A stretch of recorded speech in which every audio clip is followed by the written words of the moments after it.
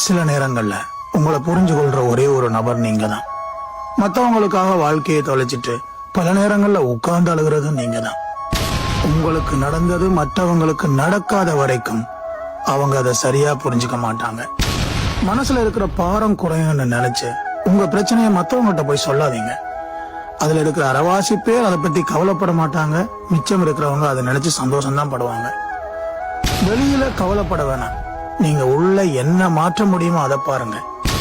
சத்தமா பேசுறது பலமன்னு நினைச்சு சில பேர் கத்துவாங்க. மௌனமா இருக்கிறது பலவீனம் கிடையாது. எப்படி இருந்தாலும் கருத்து நியாயமா இருக்கணும். முட்டாள்கள் வாக்குவாதத்தில் சில நேரம் ஜெயிச்சிருவாங்க. அதை பார்த்து நீங்க வாயை பிளந்தீங்கன்னா உங்களை அவங்க தங்க பக்கம் இழுத்துட்டு போயிடுவாங்க. சிந்திக்கிறதாங்க எங்க கஷ்டம். அதான் நம்மளை சுத்தி எப்பவுமே நிறைய நீதிபதிகள் இருந்துட்டே இருப்பாங்க. உங்கள் உள்ளுணர்வுகளை நம்புங்கள்.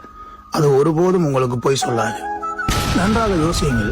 நீங்கள் ஒருவருக்கு மன்னிப்பு கொடுப்பதே அவரை வெறுக்கிற வரைக்கும் தான். கோவப்படும் போது அவர்கள் சொல்வதை கொஞ்சம் கேளுங்கள். அப்போதுதான் உண்மைகள் வெளிவரும். நீங்கள் ஜூயிக்கு முன் உண்மைகளை கற்றுக்கொள்ளுங்கள்.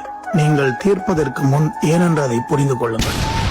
சில பேர் உங்கள் முதுகுக்கு பின்னால் தான் பேசுவார்கள். ஏனென்றால் அந்த அசிங்கத்தை உங்களுக்கு முன்னால் பேசுவதற்கு அவர்களுக்கு தைரியம் இல்லை.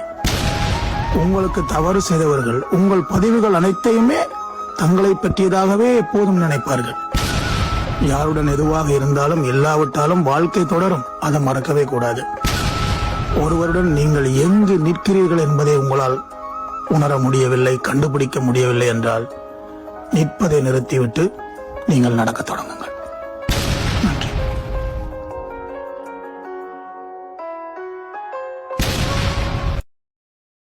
Download ShareChat.